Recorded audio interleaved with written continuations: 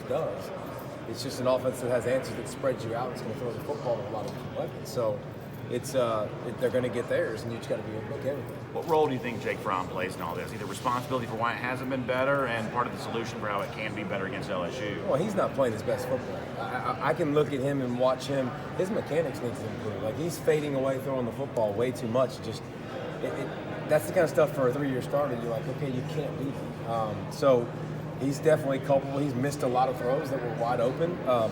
I think the system and the scheme is getting to know each other still and hasn't really clicked together real great yet, and needs to do that this week, and I think it'll change a little bit and morph, and I think it's done well at times, but put together a complete game it hasn't done, and it needs to do that. Dave, what can you say about the way that Georgia's kind of held, propped up the East, especially this year? The West always seems to be a, dogfight for LSU, Auburn. And Florida's doing okay. Yeah, but but Georgia 3 years in a row. Back-to-back 10-win seasons for the first time, by the way, since 2008. I mean, so Florida's doing their share and doing well. But no, I mean, Georgia's three times in a row here.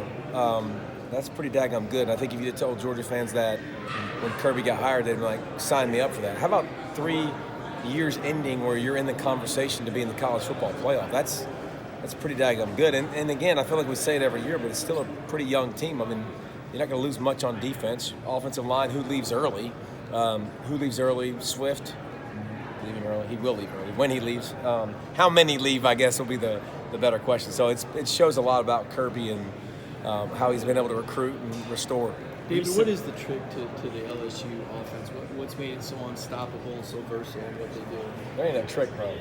I mean, it's not a trick.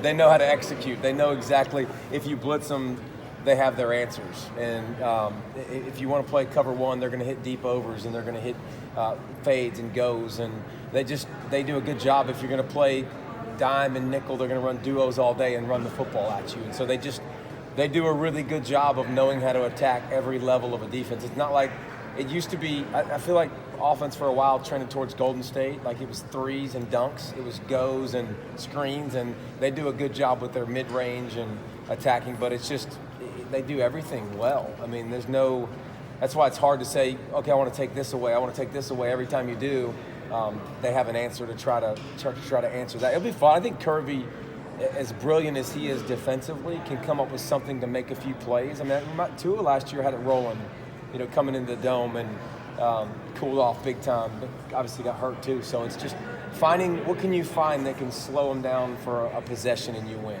Auburn tried the tower approach and tried to go, 3 down and bring in a bunch of speed. It kind of worked. What can you bring in and slow down just for a little bit and hold the rope, and then hopefully your offense makes plays and holds the ball a little bit and kind of helps everybody work.